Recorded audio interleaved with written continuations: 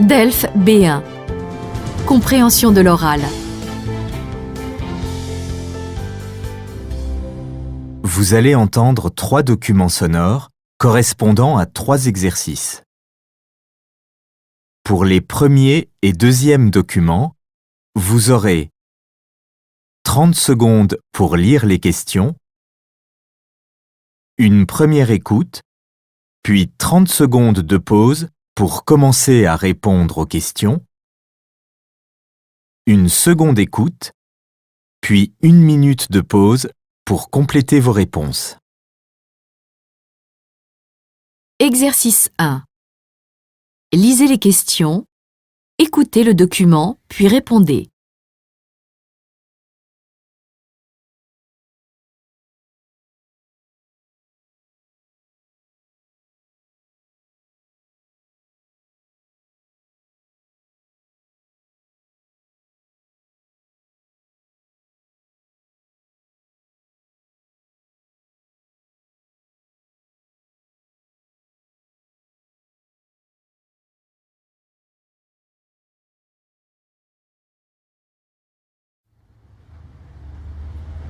Salut Tom! Salut Claire! Alors, tu as des nouvelles pour notre fête? Non, pas trop. Avec la fin des cours qui approche et les examens à préparer, je n'ai pas 1 minute à moi. Il faut qu'on se dépêche un peu, car la date de la fête de la francophonie ne peut pas être déplacée à un autre jour. Oui, je sais. Ce qui m'embête aussi, c'est que ça tombe le même jour que l'anniversaire de Jules. Oh mince! Il va faire une fête? Oui, apparemment. On ne peut pas être partout. Et puis, on s'est engagé à organiser cette fête de la francophonie, donc on ne va pas changer d'avis. Non, bien sûr.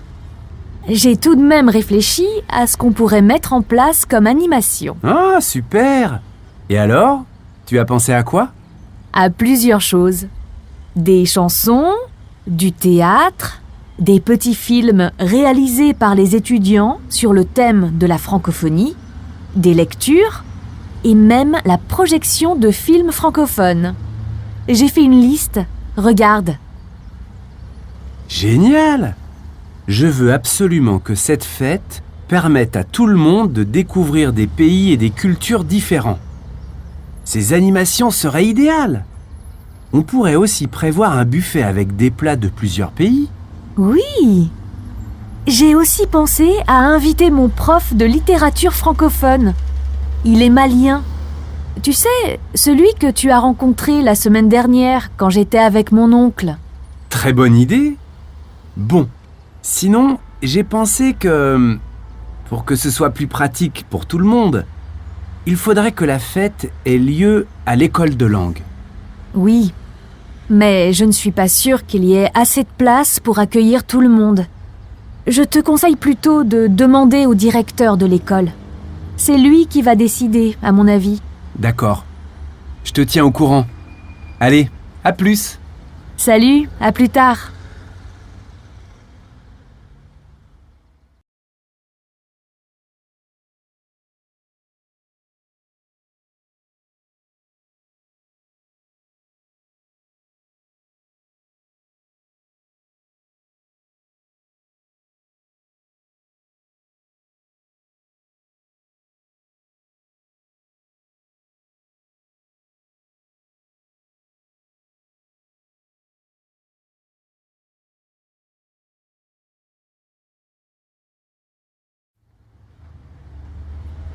Salut Tom! Salut Claire! Alors, tu as des nouvelles pour notre fête? Non, pas trop. Avec la fin des cours qui approche et les examens à préparer, je n'ai pas 1 minute à moi. Il faut qu'on se dépêche un peu, car la date de la fête de la francophonie ne peut pas être déplacée à un autre jour. Oui, je sais. Ce qui m'embête aussi, c'est que ça tombe le même jour que l'anniversaire de Jules. Oh mince! Il va faire une fête? Oui, apparemment. On ne peut pas être partout. Et puis, on s'est engagé à organiser cette fête de la francophonie, donc on ne va pas changer d'avis. Non, bien sûr. J'ai tout de même réfléchi à ce qu'on pourrait mettre en place comme animation. Ah, super! Et alors? Tu as pensé à quoi? À plusieurs choses. Des chansons, du théâtre, des petits films réalisés par les étudiants sur le thème de la francophonie, des lectures et même la projection de films francophones. J'ai fait une liste, regarde. Génial! Je veux absolument que cette fête permette à tout le monde de découvrir des pays et des cultures différents. Ces animations seraient idéales. On pourrait aussi prévoir un buffet avec des plats de plusieurs pays. Oui! J'ai aussi pensé à inviter mon prof de littérature francophone. Il est malien.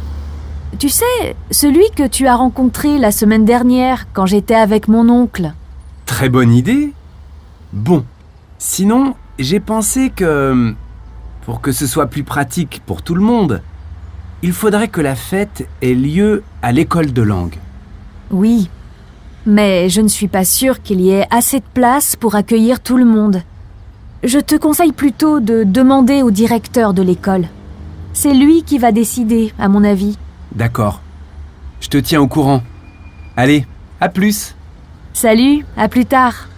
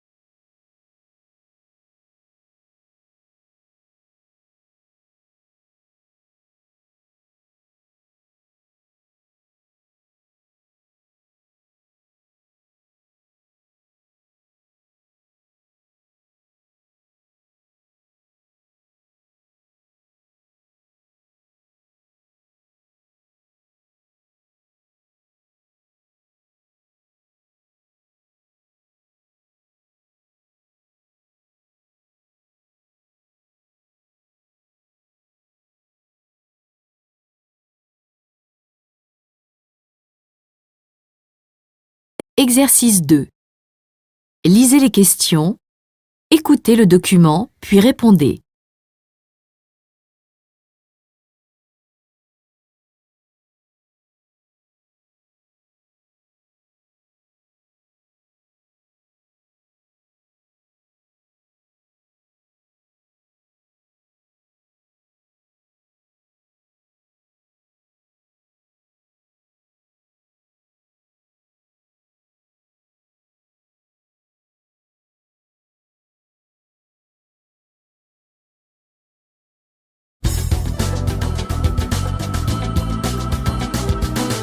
Après le Royaume-Uni et les États-Unis, la France est le 3e pays qui accueille le plus d'étudiants étrangers chaque année.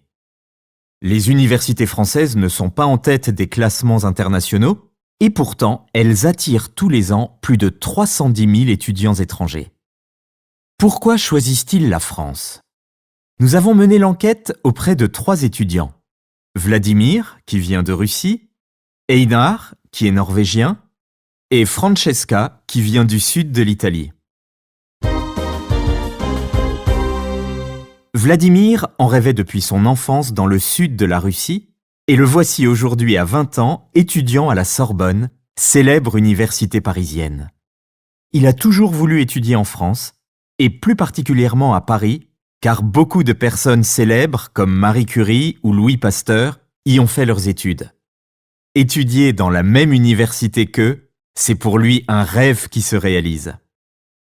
À la fin de ses études, Vladimir recevra un diplôme qu'il estime être aussi prestigieux que celui d'Harvard aux États-Unis, à la différence que ses études lui auront coûté beaucoup moins cher. Mais ce n'est pas la seule raison pour laquelle Vladimir a choisi de venir étudier à Paris. Il sait que c'est une capitale très festive et qu'il y a beaucoup de soirées étudiantes. Einar, lui, est norvégien et il a trouvé la douceur de vivre à Toulouse depuis 3 ans. Il y apprécie le soleil, les 20 degrés de plus au thermomètre et les petits plaisirs quotidiens comme celui de croquer dans un croissant au petit déjeuner. Einar a choisi Toulouse pour ses études car c'est la capitale de la recherche aérospatiale. Il a beaucoup appris, même s'il lui a fallu un petit temps d'adaptation à l'université française, car l'organisation est bien différente de l'université norvégienne. Francesca, quant à elle, a choisi la France pour faire ses études de médecine. C'est avant tout pour la très bonne réputation du système médical français et pour la formation en médecine très axée sur la pratique qu'elle a décidé de venir étudier à Strasbourg. Elle apprécie que les stages durent plus longtemps qu'en Italie et qu'il y ait en France plus de possibilités de pratiquer la médecine.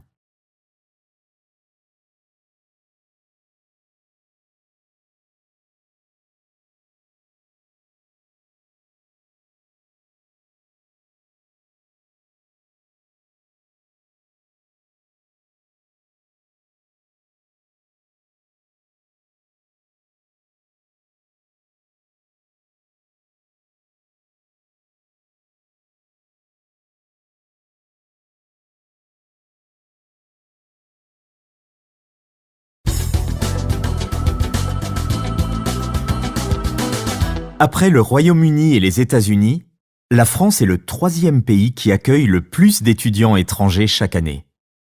Les universités françaises ne sont pas en tête des classements internationaux et pourtant elles attirent tous les ans plus de 310 000 étudiants étrangers. Pourquoi choisissent-ils la France ? Nous avons mené l'enquête auprès de 3 étudiants. Vladimir, qui vient de Russie, Einar, qui est norvégien, et Francesca, qui vient du sud de l'Italie. Vladimir en rêvait depuis son enfance dans le sud de la Russie, et le voici aujourd'hui à 20 ans étudiant à la Sorbonne, célèbre université parisienne. Il a toujours voulu étudier en France, et plus particulièrement à Paris, car beaucoup de personnes célèbres comme Marie Curie ou Louis Pasteur y ont fait leurs études. Étudier dans la même université qu'eux, c'est pour lui un rêve qui se réalise. À la fin de ses études, Vladimir recevra un diplôme qu'il estime être aussi prestigieux que celui d'Harvard aux États-Unis, à la différence que ses études lui auront coûté beaucoup moins cher. Mais ce n'est pas la seule raison pour laquelle Vladimir a choisi de venir étudier à Paris. Il sait que c'est une capitale très festive et qu'il y a beaucoup de soirées étudiantes. Einar, lui, est norvégien et il a trouvé la douceur de vivre à Toulouse depuis 3 ans. Il y apprécie le soleil, les 20 degrés de plus au thermomètre et les petits plaisirs quotidiens comme celui de croquer dans un croissant au petit déjeuner.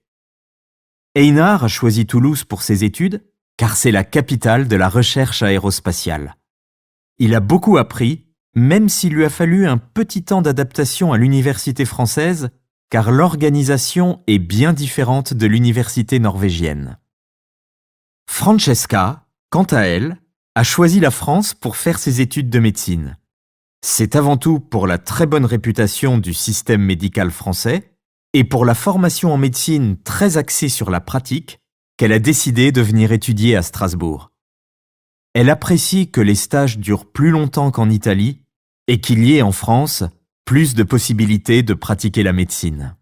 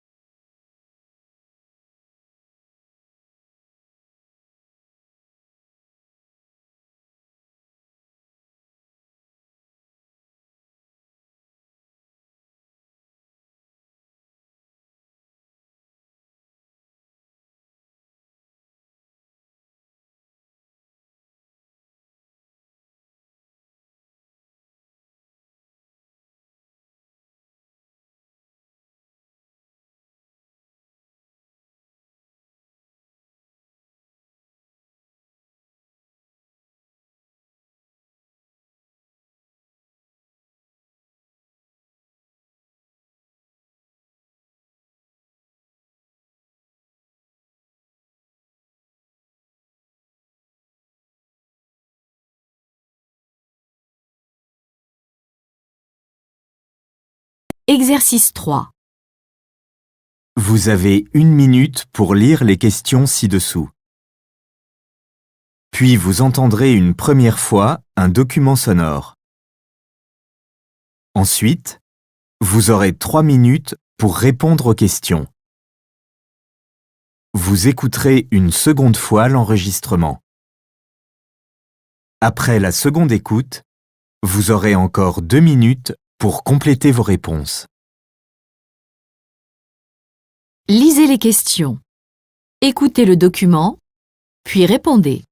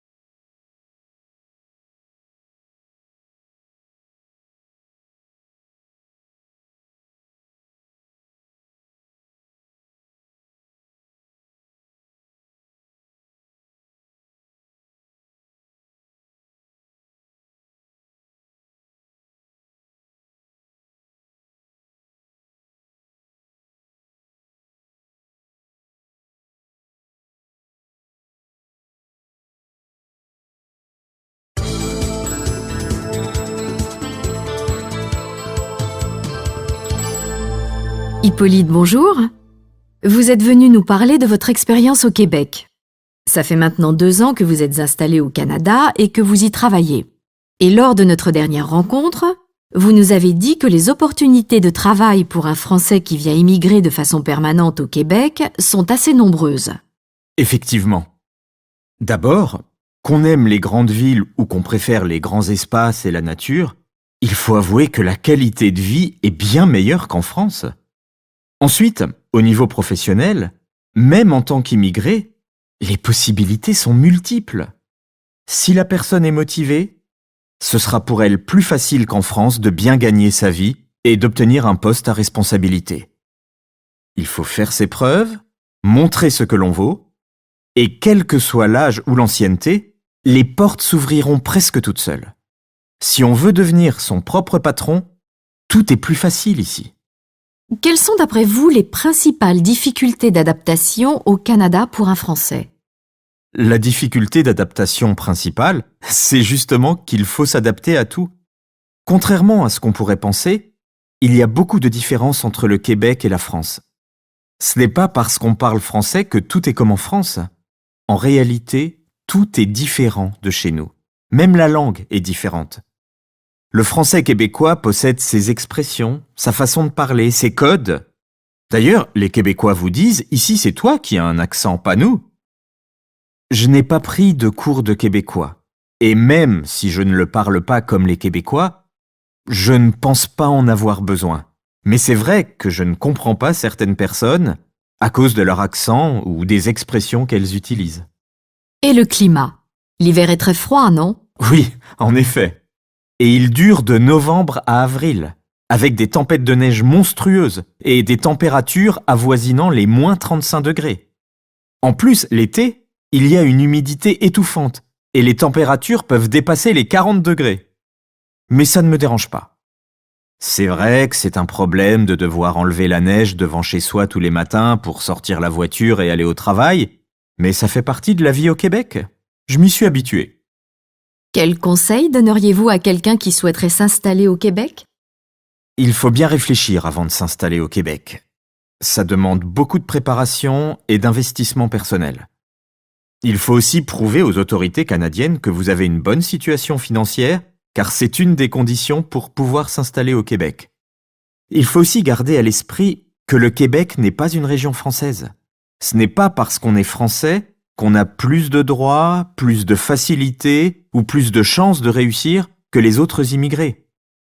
Les conseils que je peux donner à un Français qui veut s'installer au Québec, c'est d'aller vers les Québécois, apprendre leur culture, leurs expressions, vivre avec eux et comme eux.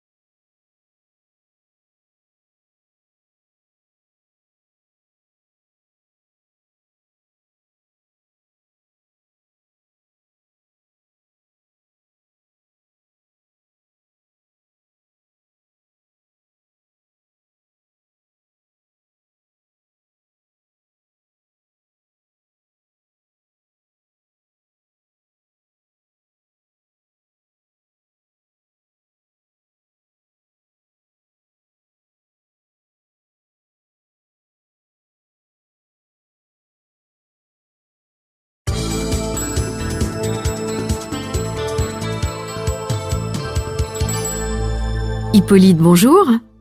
Vous êtes venu nous parler de votre expérience au Québec. Ça fait maintenant 2 ans que vous êtes installé au Canada et que vous y travaillez. Et lors de notre dernière rencontre, vous nous avez dit que les opportunités de travail pour un Français qui vient immigrer de façon permanente au Québec sont assez nombreuses. Effectivement.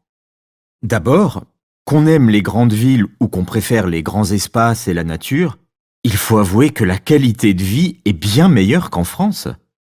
Ensuite, au niveau professionnel, même en tant qu'immigré, les possibilités sont multiples. Si la personne est motivée, ce sera pour elle plus facile qu'en France de bien gagner sa vie et d'obtenir un poste à responsabilité. Il faut faire ses preuves, montrer ce que l'on vaut, et quel que soit l'âge ou l'ancienneté, les portes s'ouvriront presque toutes seules. Si on veut devenir son propre patron, tout est plus facile ici. Quelles sont d'après vous les principales difficultés d'adaptation au Canada pour un Français ? La difficulté d'adaptation principale, c'est justement qu'il faut s'adapter à tout.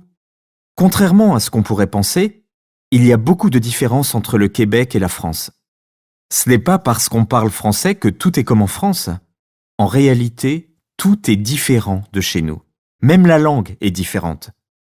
Le français québécois possède ses expressions, sa façon de parler, ses codes. D'ailleurs, les Québécois vous disent « Ici, c'est toi qui as un accent, pas nous ». Je n'ai pas pris de cours de québécois. Et même si je ne le parle pas comme les Québécois, je ne pense pas en avoir besoin. Mais c'est vrai que je ne comprends pas certaines personnes à cause de leur accent ou des expressions qu'elles utilisent. Et le climat ?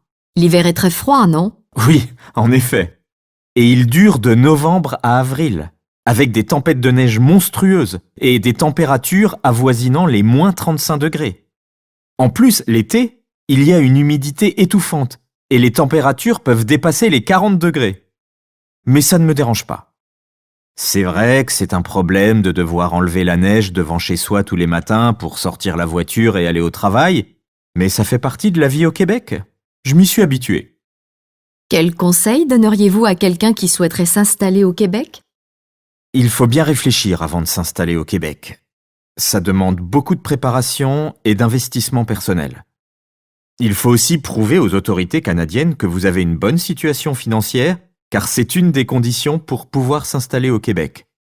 Il faut aussi garder à l'esprit que le Québec n'est pas une région française. Ce n'est pas parce qu'on est français qu'on a plus de droits, plus de facilités ou plus de chances de réussir que les autres immigrés. Les conseils que je peux donner à un Français qui veut s'installer au Québec, c'est d'aller vers les Québécois, apprendre leur culture, leurs expressions, vivre avec eux et comme eux.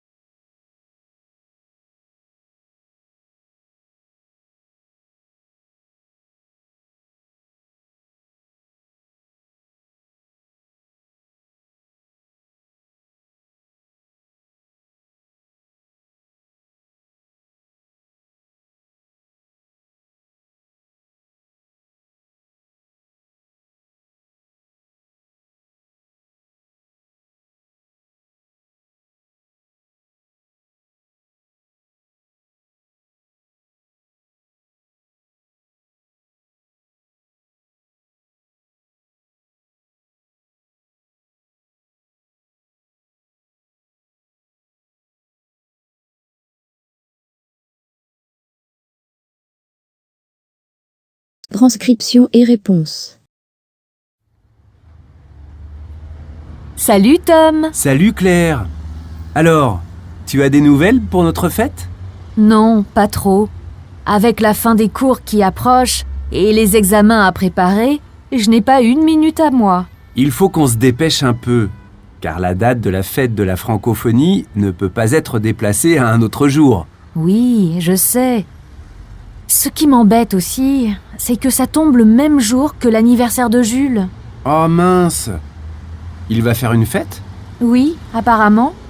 On ne peut pas être partout. Et puis, on s'est engagé à organiser cette fête de la francophonie, donc on ne va pas changer d'avis. Non, non, bien sûr. J'ai tout de même réfléchi à ce qu'on pourrait mettre en place comme animation. Ah, super! Et alors? Tu as pensé à quoi? À plusieurs choses. Des chansons, du théâtre, des petits films réalisés par les étudiants sur le thème de la francophonie, des lectures et même la projection de films francophones. J'ai fait une liste, regarde. Génial! Je veux absolument que cette fête permette à tout le monde de découvrir des pays et des cultures différents. Ces animations seraient idéales. On pourrait aussi prévoir un buffet avec des plats de plusieurs pays. Oui! J'ai aussi pensé à inviter mon prof de littérature francophone. Il est malien. Tu sais, celui que tu as rencontré la semaine dernière quand j'étais avec mon oncle. Très bonne idée. Bon, sinon, j'ai pensé que, pour que ce soit plus pratique pour tout le monde, il faudrait que la fête ait lieu à l'école de langue. Oui, mais je ne suis pas sûre qu'il y ait assez de place pour accueillir tout le monde. Je te conseille plutôt de demander au directeur de l'école. C'est lui qui va décider, à mon avis. D'accord. Je te tiens au courant. Allez, à plus. Salut, à plus tard.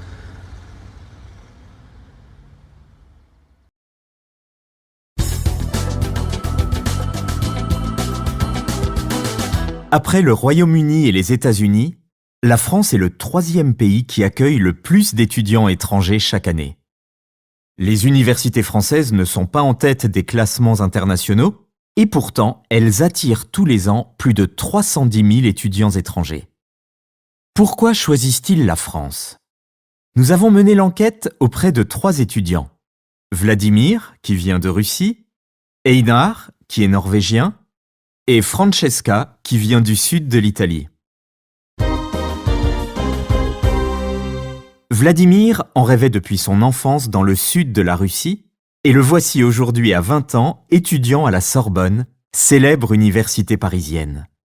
Il a toujours voulu étudier en France, et plus particulièrement à Paris, car beaucoup de personnes célèbres comme Marie Curie ou Louis Pasteur y ont fait leurs études.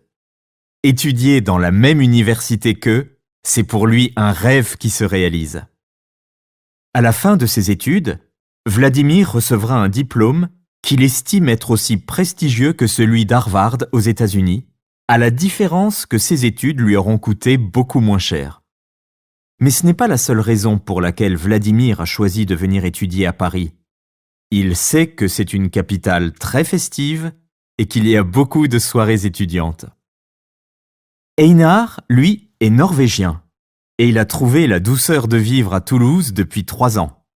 Il y apprécie le soleil, les 20 degrés de plus au thermomètre et les petits plaisirs quotidiens comme celui de croquer dans un croissant au petit déjeuner.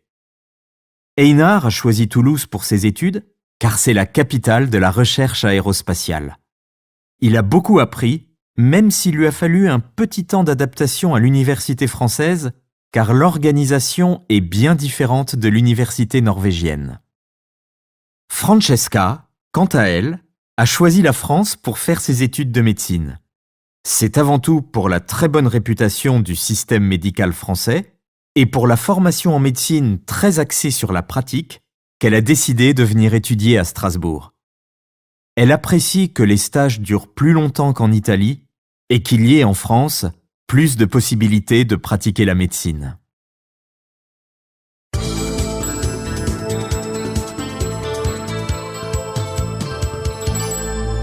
Hippolyte, bonjour.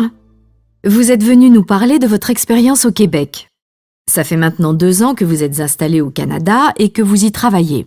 Et lors de notre dernière rencontre, vous nous avez dit que les opportunités de travail pour un Français qui vient immigrer de façon permanente au Québec sont assez nombreuses. Effectivement. D'abord, qu'on aime les grandes villes ou qu'on préfère les grands espaces et la nature, il faut avouer que la qualité de vie est bien meilleure qu'en France. Ensuite, au niveau professionnel, même en tant qu'immigré, les possibilités sont multiples. Si la personne est motivée, ce sera pour elle plus facile qu'en France de bien gagner sa vie et d'obtenir un poste à responsabilité. Il faut faire ses preuves, montrer ce que l'on vaut, et quel que soit l'âge ou l'ancienneté, les portes s'ouvriront presque toutes seules. Si on veut devenir son propre patron, tout est plus facile ici. Quelles sont d'après vous les principales difficultés d'adaptation au Canada pour un Français ? La difficulté d'adaptation principale, c'est justement qu'il faut s'adapter à tout. Contrairement à ce qu'on pourrait penser, il y a beaucoup de différences entre le Québec et la France. Ce n'est pas parce qu'on parle français que tout est comme en France. En réalité, tout est différent de chez nous. Même la langue est différente. Le français québécois possède ses expressions, sa façon de parler, ses codes. D'ailleurs, les Québécois vous disent « Ici, c'est toi qui as un accent, pas nous ». Je n'ai pas pris de cours de québécois. Et même si je ne le parle pas comme les Québécois, je ne pense pas en avoir besoin. Mais c'est vrai que je ne comprends pas certaines personnes à cause de leur accent ou des expressions qu'elles utilisent. Et le climat ? L'hiver est très froid, non ? Oui, en effet. Et il dure de novembre à avril, avec des tempêtes de neige monstrueuses et des températures avoisinant les moins 35 degrés. En plus, l'été, il y a une humidité étouffante et les températures peuvent dépasser les 40 degrés. Mais ça ne me dérange pas. C'est vrai que c'est un problème de devoir enlever la neige devant chez soi tous les matins pour sortir la voiture et aller au travail, mais ça fait partie de la vie au Québec. Je m'y suis habitué. Quel conseil donneriez-vous à quelqu'un qui souhaiterait s'installer au Québec ? Il faut bien réfléchir avant de s'installer au Québec. Ça demande beaucoup de préparation et d'investissement personnel. Il faut aussi prouver aux autorités canadiennes que vous avez une bonne situation financière, car c'est une des conditions pour pouvoir s'installer au Québec. Il faut aussi garder à l'esprit que le Québec n'est pas une région française. Ce n'est pas parce qu'on est français qu'on a plus de droits, plus de facilités ou plus de chances de réussir que les autres immigrés.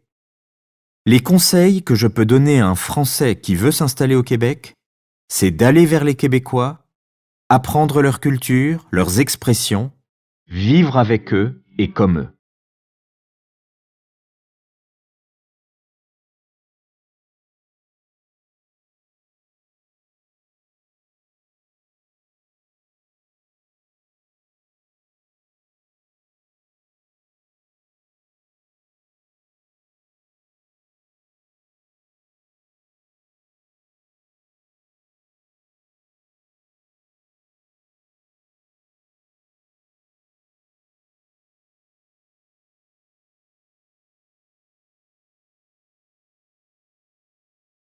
For watching our video. Like and subscribe our channel for more amazing videos. Also, don't forget to share it with your friends. Contact French NU to learn French language. We provide online classes for DELF preparation, TEF preparation, academic course preparation for kids, and accent improvement. Call or WhatsApp at 98706966926 or email at linguistic.fr@gmail.com.